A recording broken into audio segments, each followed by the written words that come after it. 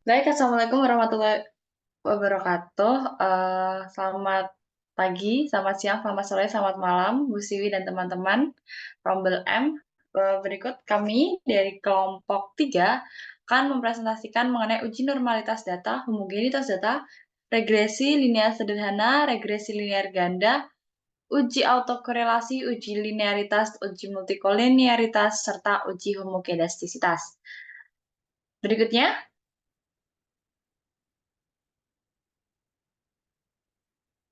berikutnya perkenalkan tim kami. Yang pertama ada Dia Normal ASR dengan NIM 140142123 Selanjutnya ada Dwi Eki dengan NIM 14014212250. Selanjutnya ada Sandra Seva Saviola dengan NIM 14014212256. Lalu ada Yusri Adiba dengan NIM 14014212257 dan yang terakhir ada Rika Naisa Ada dengan NIM 14014212287. Nah, untuk materi pada pertemuan kali ini terbagi atas dua materi utama. Yang pertama ada definisi uji asumsi, dilanjutkan dengan uji normalitas data, uji homogenitas data, dan regresi linear sederhana, regresi linear ganda, uji autokorelasi, uji linearitas, uji multikolinearitas, serta uji homogenastisitas.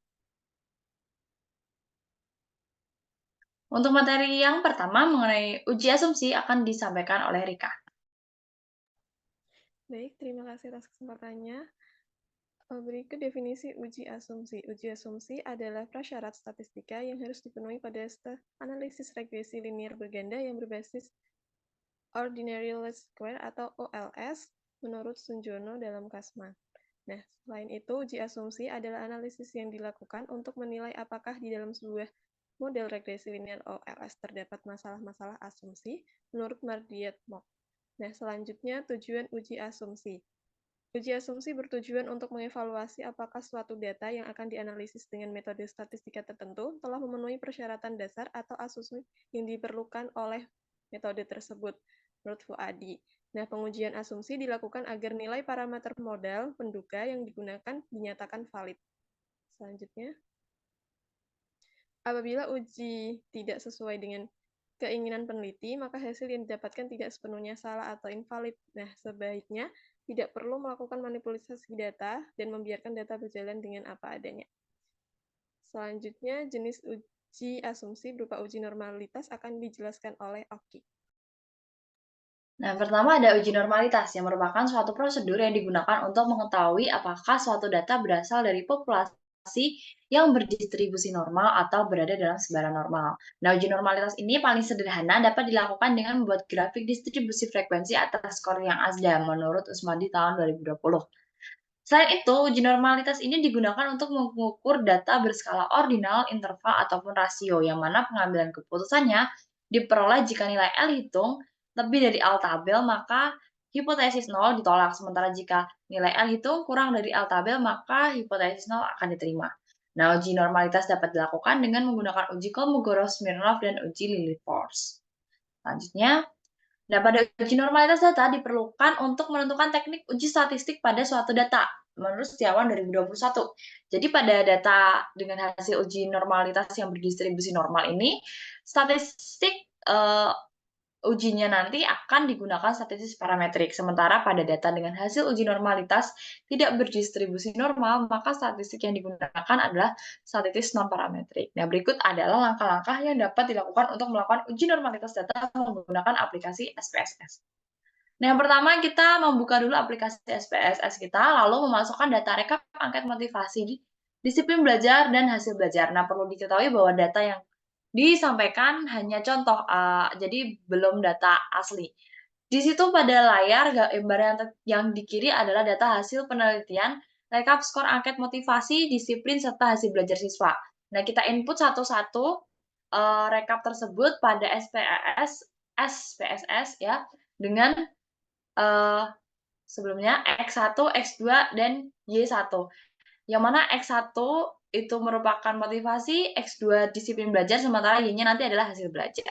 Selanjutnya, nah setelah datanya sudah dimasukkan ke dalam SPSS, kita klik Analyze yang ada di toolbars atas. Selanjutnya kita pilih Descriptive Statistics. Nah, kemudian kita pilih Explore. Selanjutnya, Nah, nanti akan muncul dialog box seperti yang ada di dalam layar. Nah, lalu kita masukkan satu persatu variabelnya ke dependent list. Jadi caranya dengan mengklik variabelnya, lalu mengarahkan variabel ke panah pada dependent list hingga semuanya masuk ke dependent list.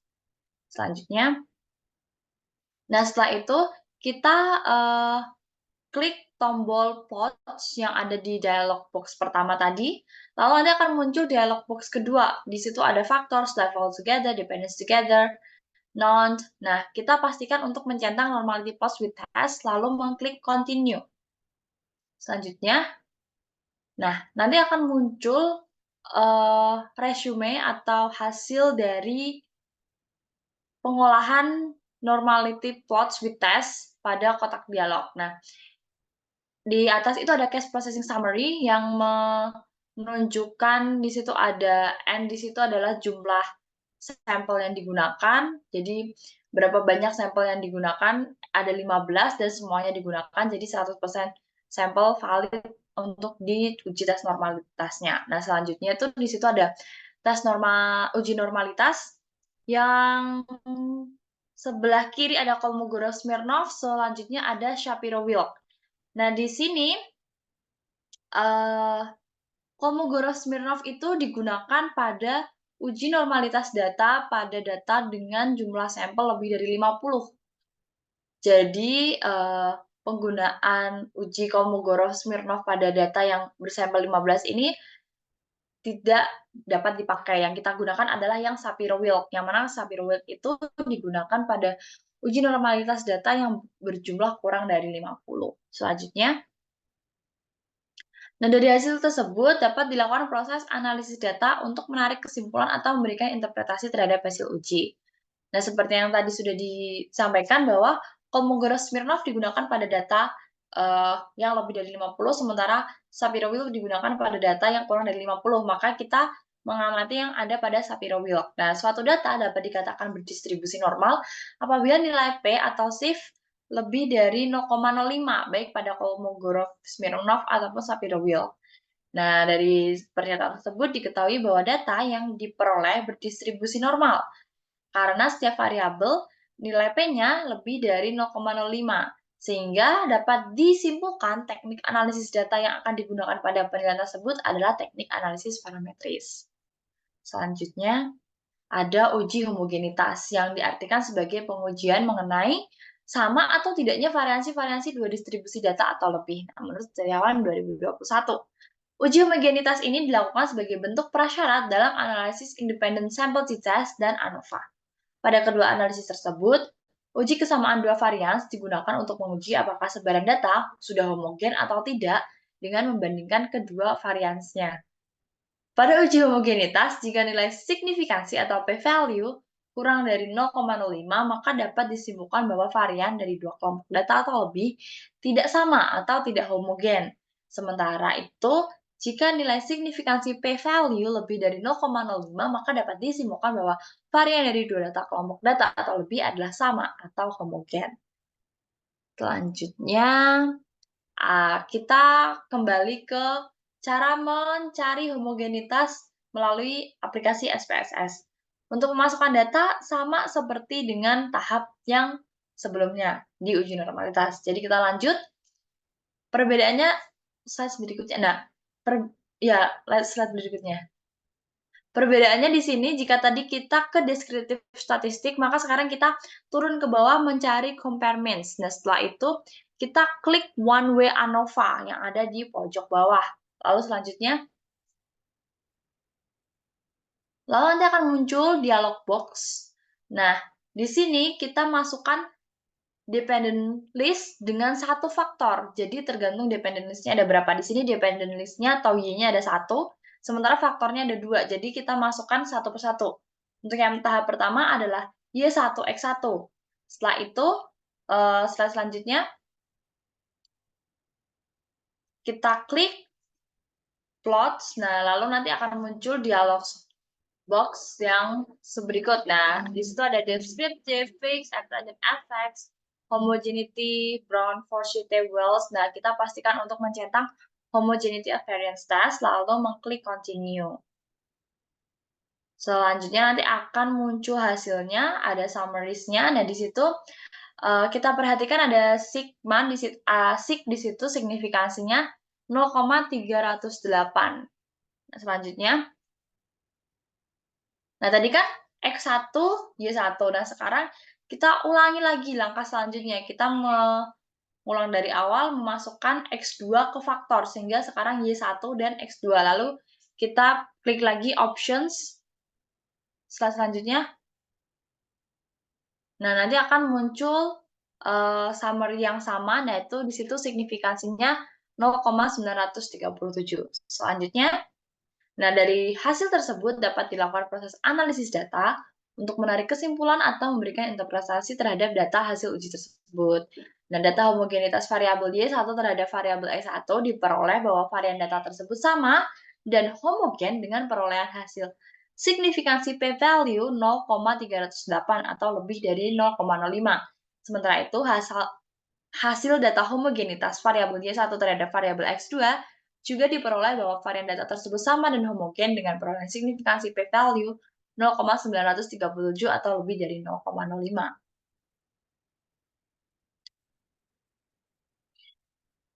Materi selanjutnya akan dibacakan oleh Sandra.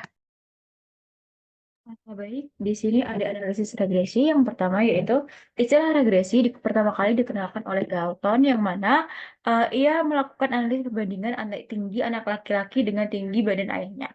Nah, regresi ini diartikan sebagai bentuk hubungan variabel independen atau bebas dengan variabel dependen atau terikat. Nah, analisis regresi ini dapat diartikan sebagai suatu metode statistik yang mengamati hubungan antara variabel Y dengan serangkaian variabel X1, X2, hingga Xp. Lalu, analisis regresi ini bermanfaat dalam menentukan ada tidaknya hubungan fungsional antara dua variabel atau lebih, atau dapat dikatakan sebuah analisis yang berguna untuk mendapatkan pengaruh antara variabel prediktor terhadap variabel kriteriumnya. Selanjutnya,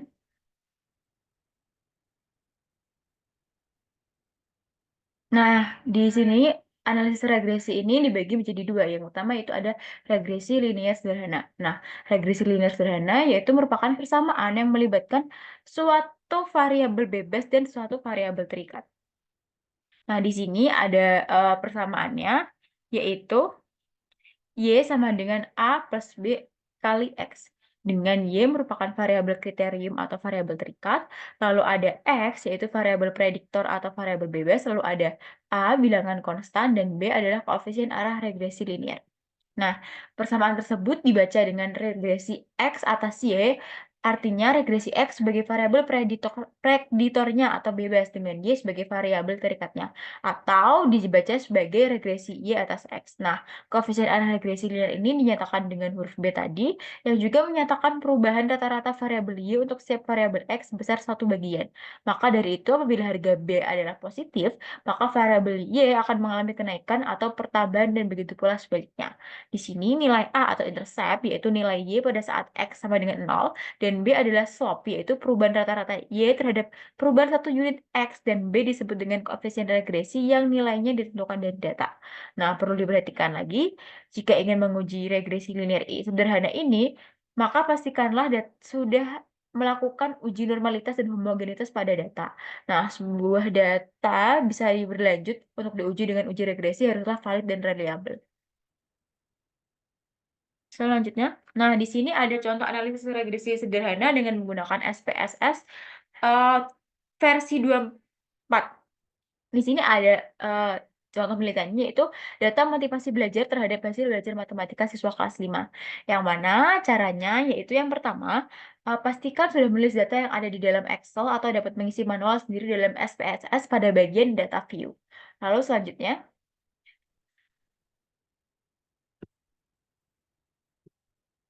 nah, di langkah yang kedua ini yaitu klik pada bagian variabel view untuk mengubah kolom variabel menjadi X sebagai variabel bebas dan variabel Y sebagai variabel terikat, yaitu kolomnya itu ada pada kolom yang bernama name. Setelah itu, tampilan awal seperti gambar di atas pada bagian nama akan diisi seperti instruksi nomor 2, yaitu variabel X dan variabel Y sebagai terikatnya. Lalu pada bagian label diisi keterangan variabel bebas dan variabel terikatnya. Ketika judul tadi adalah motivasi belajar terhadap hasil belajar matematika kelas 5, maka label X-nya adalah motivasi belajar dan label Y-nya adalah hasil belajar matematika. Selanjutnya, nah di sini langkah ketiga yaitu pindah lagi ke bagian data view yang mana lalu pilih bar analyze dan klik bagian regression lalu klik linear. Nah, seperti ini kita klik di analyze-nya.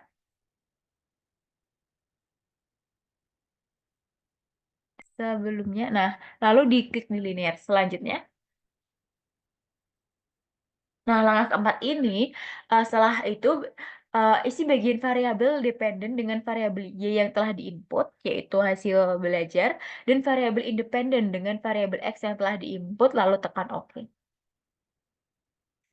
Nah, di situ, maka dari itu akan muncul ujung regresi linear sederhana pada bagian selanjutnya, yang mana terdiri dari tabel variabel entered atau remove, tabel model summary, lalu ada tabel ANOVA, dan tabel koefisien. Nah, yang pertama itu pada tabel variabel entered, menjelaskan mengenai variabel yang dipakai, yaitu mulai dari variabel motivasi belajar sebagai independen, dan variabel dependennya yaitu hasil belajar matematika dengan metode yang dipakai, yaitu enter, seperti itu. Lalu pada tabel yang kedua itu ada model summary, yaitu menjelaskan mengenai besarnya nilai korelasi atau hubungan yang dilambangkan dengan huruf R, yaitu sebesar 0,477, yaitu pada kolom yang kedua. Lalu dari output tersebut diperoleh koefisien determinasi yang didapatkan dari R square sebesar 0,227 yang mengandung pengertian bahwa pengaruh variabel bebas dalam hal ini adalah motivasi belajar siswa terhadap hasil belajar matematika adalah sebesar 0,227, seperti itu. Selanjutnya. Lalu yang ketiga yaitu ada pada tabel ANOVA yang mana biasanya digunakan dalam regresi linear berganda. Namun tidak masalah untuk interpretasi regresi linear sederhana. Dari hasil yang ada diperoleh nilai F hitung, yang mana F hitung di sini dilambangkan dengan huruf F besar sebesar 3,827 ditunjukkan pada kolom F dengan tingkat signifikansi sebesar 0,072. Maka 0,072 lebih besar dari 0,05 yaitu alfanya, maka model regresi dapat dipakai untuk memprediksi pengaruh motivasi belajar terhadap hasil belajar yang ditujukan jika tidak terdapat pengaruh motivasi belajar terhadap hasil belajar.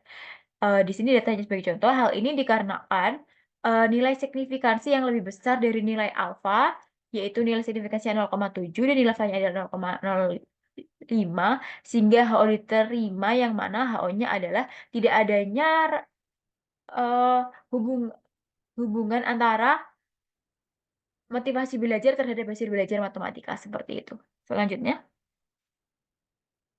Di sini ada tabel koefisien yang akan ditemukan nilai konstan atau A, yaitu sebesar 37,50 dan nilai motivasi belajar atau B sebesar 0,500. Nah, sehingga persamaan regresinya dapat ditulis menjadi Y sama dengan A plus BX, yang mana Y sama dengan A-nya adalah 37,50 ditambah B-nya adalah 0,5X. Yang mengandung arti yang pertama itu konstanta 37,50 adalah nilai dari konsisten variabel independen, yaitu hasil belajar siswa matematika. Lalu yang kedua yaitu ada koefisien regresi X sebesar 0,5 menyatakan bahwa setiap pertambahan 1% nilai motivasi belajar siswa, maka nilai hasil belajar siswa akan bertambah sebesar 0,500 dengan koefisien bertanda positif, maka arah pengaruh X terhadap Y adalah positif.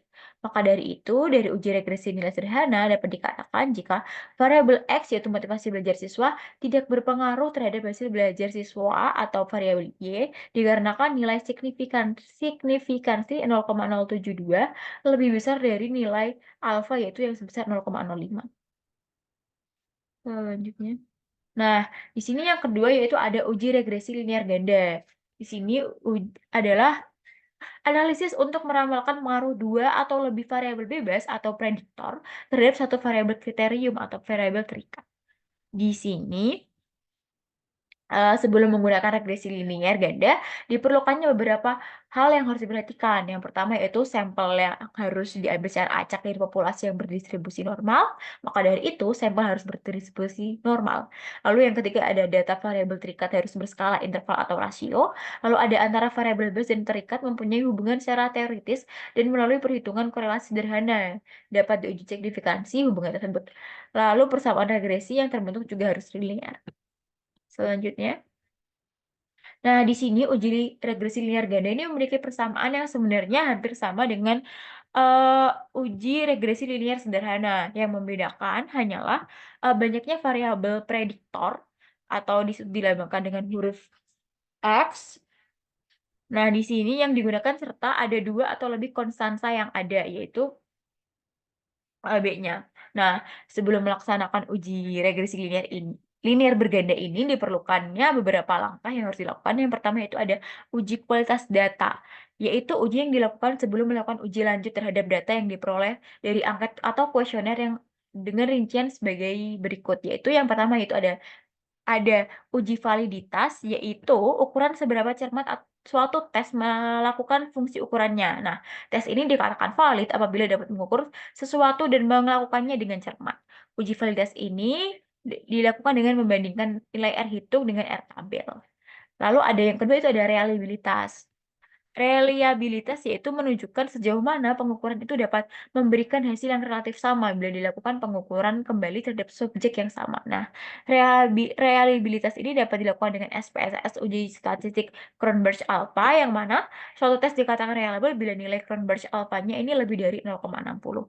Yang kedua yaitu ada uji asumsi klasik, yaitu terdiri dari uji normalitas, uji kedesitas, uji multikolineritas, uji hipotesis umum, uji hipotesis simultan atau uji F, dan uji hipotesis parsial atau uji T. Selanjutnya, nah di sini disajikan beberapa contoh uji analisis regresi linear ganda. Di sini di penelitiannya mengenai motivasi belajar, disiplin belajar, dan hasil belajar siswa. Dapat dilihat yaitu terdapat 15 responden yang mana variabel bebasnya adalah X1 yaitu motivasi belajar peserta didik, lalu ada X2 juga yang merupakan variabel bebas yaitu disiplin belajar peserta didik, dan Y1 yaitu variabel terikat yaitu hasil belajar peserta didik. Maka dirumuskan HO yaitu sebuah hipotesis yang mana peneliti tidak boleh menduga atas penelitiannya. Maka HO adalah tidak adanya pengaruh X1, X2 terhadap Y1, yaitu tidak adanya pengaruh motivasi dan disiplin belajar terhadap hasil belajar. Nah, H1-nya yaitu adanya pengaruh motivasi dan disiplin belajar terhadap hasil belajar siswa. Selanjutnya. Nah, di sini langkah-langkah dalam melakukan analisis regresi ganda sebenarnya sama dengan analisis regresi sederhana, yang membedakannya hanyalah mengenai memasukkan data variabel-variabel yang ada pada data view, yang mana di sini jika pada analisis regresi sederhana hanyalah memasukkan variabel terikatnya variabel bebasnya nilai 1. Jika di analisis regresi ganda maka memasukkan variabel bebasnya itu bisa 2 atau lebih, seperti itu. Lalu langkah kedua yaitu masih sama, itu klik pada bagian variabel view untuk mengubah kolom variabel menjadi X sebagai variabel bebas dan Y sebagai variabel terikat seperti gambar di samping. Lalu jangan lupa mengubah labelnya.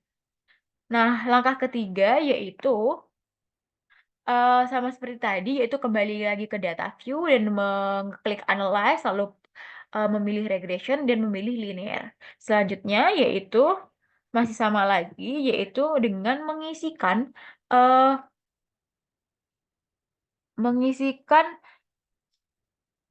blok 1 of 1 atau yaitu di situ adalah sebuah variabel bebas yang mana variabel bebasnya ada 2, maka diisikan 2, di drag and drop saja, lalu di dependennya atau variabel terikatnya yaitu hasil belajar mahasiswa, lalu diklik OK seperti biasanya.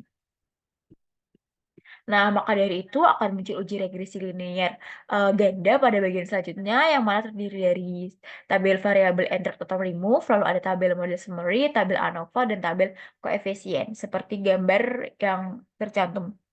Selanjutnya.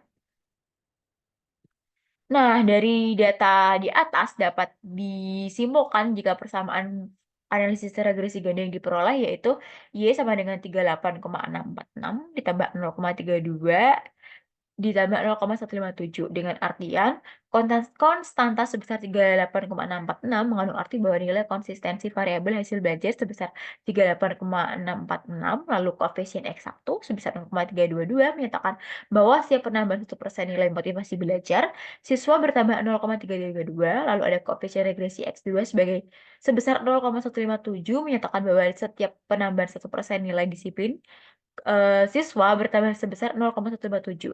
Nah, koefisien regresi tersebut bernilai positif sehingga dapat dikatakan bahwa arah pengaruh variabel X1 dan X2 terhadap Y adalah positif. Maka dari itu dapat disimbolkan dari uji analisis regresi linear berganda yaitu R square sebesar 0,248 yang bermakna bahwa pengaruh variabel bebas yaitu motivasi dan disiplin belajar siswa terhadap variabel terikat yaitu hasil belajar siswa sebesar 24,8%. Selanjutnya akan dijelaskan oleh Yusri Adibati. Baik, terima kasih. Selanjutnya adalah uji autokorelasi. Autokorelasi sendiri mengacu pada derajat korelasi antara nilai-nilai variabel yang sama pada observasi yang berbeda dalam data. Uji autokorelasi bertujuan untuk menunjukkan korelasi anggota observasi yang diurutkan berdasarkan waktu dan juga ruang.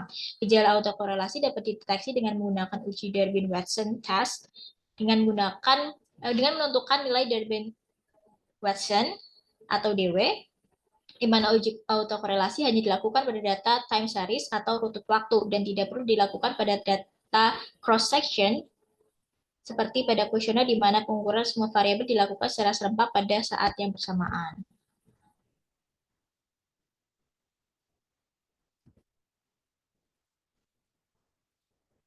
Nah, untuk uji Darwin-Watson sendiri, kriteria pengambilan keputusannya yang pertama mencari nilai DL dan DU dari tabel berdasarkan jumlah sampel penelitian. Kemudian yang kedua membuat grafik untuk mengetahui apakah data penelitian memiliki masalah autokorelasi. Untuk pengambilan keputusan ada atau tidaknya autokorelasi menggunakan kriteria Darwin-Watson tabel dengan tingkat signifikasi 5%. Yang pertama, nilai Darwin-Watson di bawah min 2 artinya terdapat autokorelasi positif. Jika antara min 2 sampai plus 2 artinya tidak ada autokorelasi dan di atas plus 2 artinya terdapat autokorelasi negatif.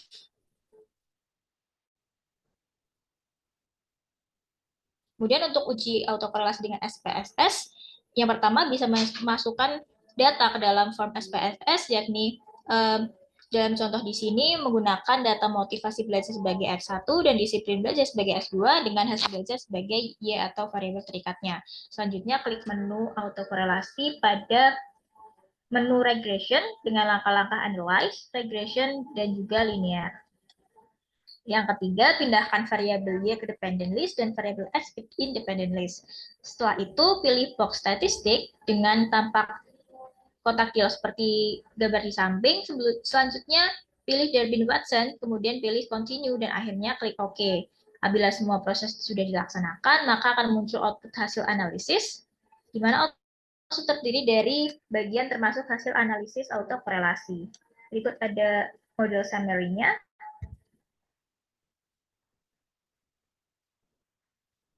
Nah, apabila kita lihat dari tabel distribusi D atau tabel Darwin-Watson dengan N atau sampelnya adalah 15 dan variabel bebasnya adalah 2, pada taraf signifikasi 5%, maka akan diperoleh DL-nya 0,946 dan DU-nya adalah 1,543. D itu adalah D lower dan DU adalah D upper.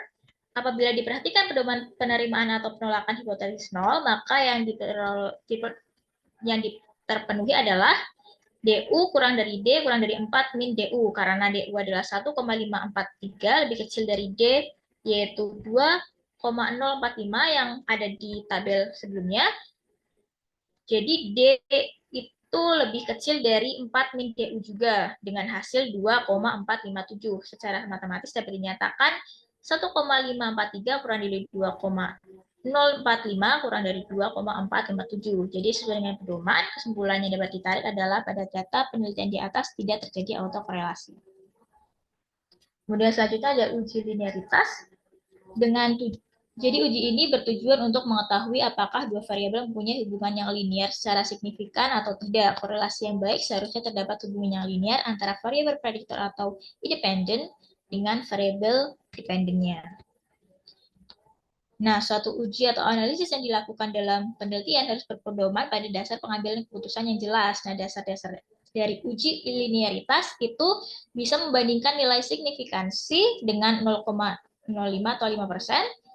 Syaratnya yaitu jika nilai deviation from linearity signifikansinya itu lebih dari 0,05, maka ada hubungan yang linear secara signifikan antara variabel independen dengan variabel dependent. Nah, jika nilai deviation from linearity signifikansinya kurang dari 0,05, maka tidak ada hubungan.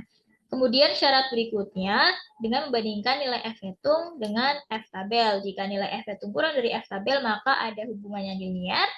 Sedangkan jika F hitung lebih dari F tabel, maka tidak ada,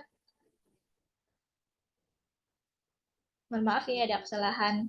Jadi jika lebih dari itu tidak ada hubungan yang signifikan. Kemudian untuk contoh uji linearitas menggunakan SPSS, datanya masih sama dengan yang sebelumnya, dimasukkan untuk data motivasi dan disiplin belajar dengan hasil belajarnya, kemudian klik analyze, compare means, dan juga means.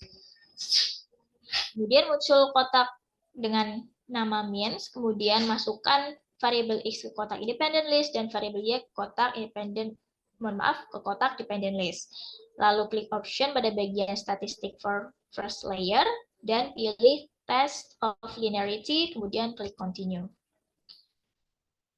Nah, maka akan muncul tabel ANOVA, bisa dilihat di gambar. Pembahasannya adalah sebagai berikut. Diperoleh nilai deviation from linearity signifikansinya adalah 0,376, lebih besar dari 0,05. Maka dapat disimpulkan bahwa ada hubungan linear secara signifikan antara variabel motivasi belajar dan variabel disiplin belajar dengan variabel prestasi belajar. Kemudian diperoleh F hitung adalah 1,642, itu kurang dari F tabel yaitu 8,79. Karena F hitung lebih kecil dari F tabel, maka dapat disimpulkan bahwa ada hubungan linear secara signifikan antara variabel bebasnya dan juga variabel terikatnya. Selanjutnya akan dijelaskan oleh Dian. Baik, yang selanjutnya itu ada uji multikolinearitas.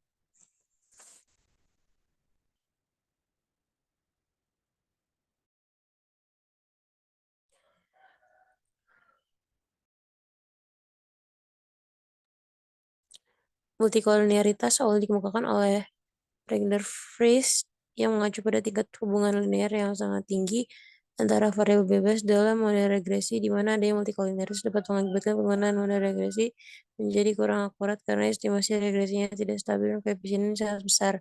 Pengujian multikolinearitas dapat dilakukan dengan menggunakan aplikasi SPSS dengan metode tolerance dan VIF.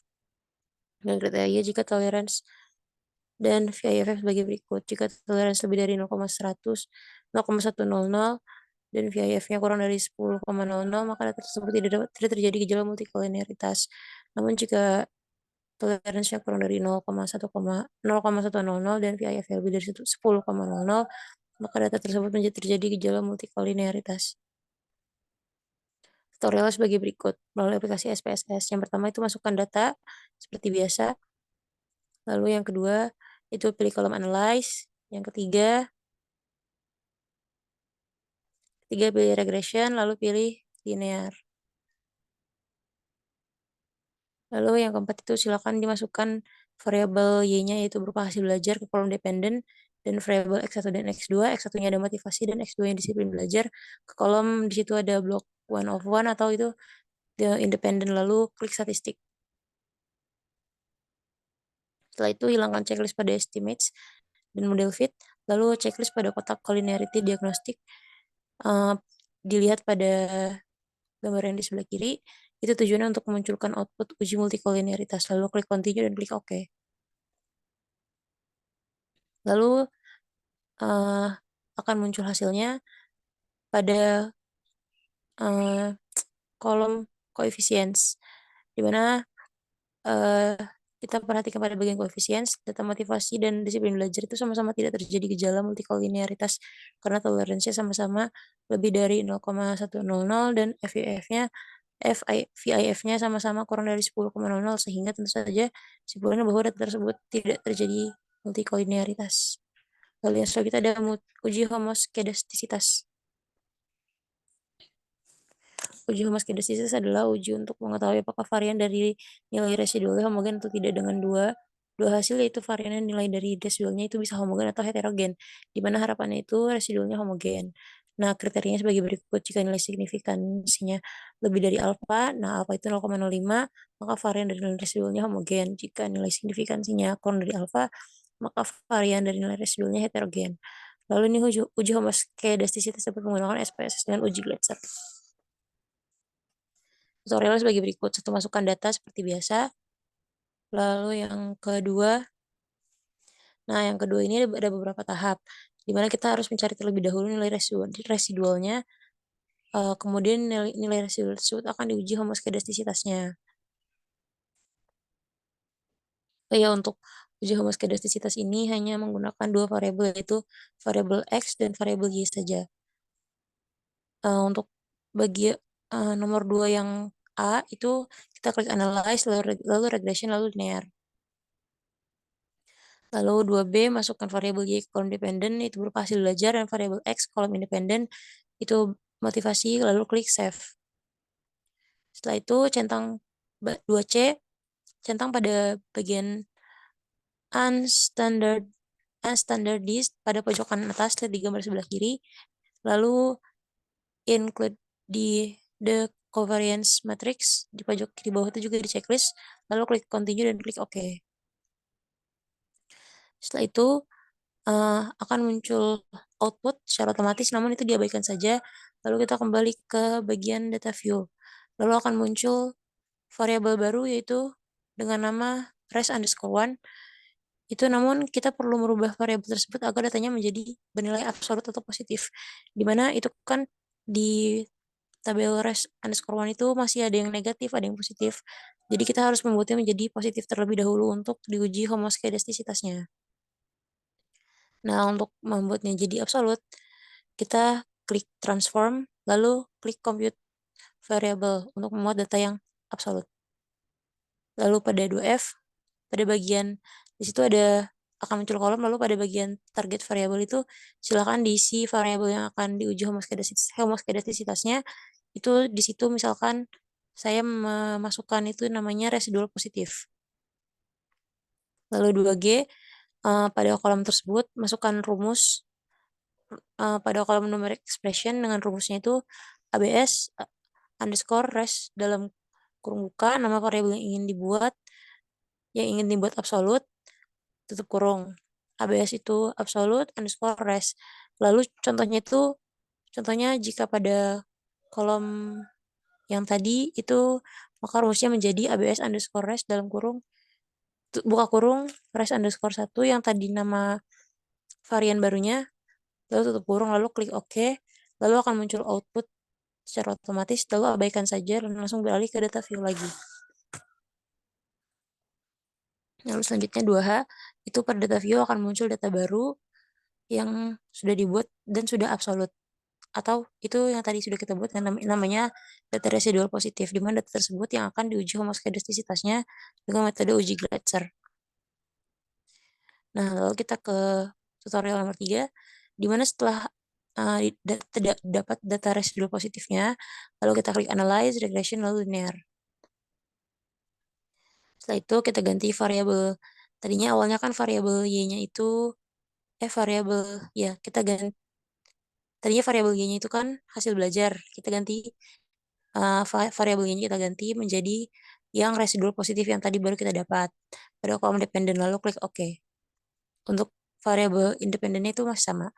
Lalu yang kelima akan muncul output dari uji homoskedastisitasnya. Itu kita perhatikan pada bagian coefficients, di mana pada contoh di sini itu data signifikansi pada motivasi pojok kanan bawah kita bisa lihat itu ada 0,627. Kita dapat dikatakan itu lebih dari alfa atau lebih dari 0,5. Sehingga tentu saja varian dari nilai ini residualnya adalah homogen. Selanjutnya akan saya kembalikan kepada moderator. Baik, selanjutnya adalah kesimpulan. Nah, uji asumsi merupakan syarat yang harus dipenuhi pada penelitian kuantitatif ketika melakukan analisis regresi linear ganda dengan ordinary least square. Apabila ditemui bahwa hasil data pada uji asumsi tidak sama dengan hipotesis, maka sebaiknya peneliti tidak melakukan manipulasi yang menyebabkan kebohongan data. Selain itu, uji normalitas merupakan suatu prosedur yang digunakan untuk mengetahui apakah suatu data berasal dari populasi yang berdistribusi normal atau berada dalam sebaran normal. Sementara uji homogenitas diartikan sebagai pengujian mengenai sama tidaknya variansi-variansi dua distribusi data atau lebih.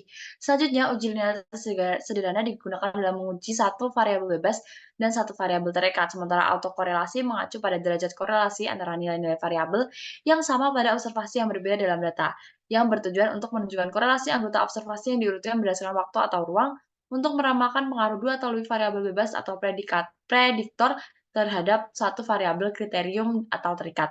Sementara itu, uji linearitas bertujuan untuk mengetahui apakah dua variabel mempunyai hubungan yang linear secara signifikan atau tidak. Selanjutnya, uji multikolinearitas mengacu pada tingkat hubungan linear yang sangat tinggi antara variabel bebas dalam model regresi.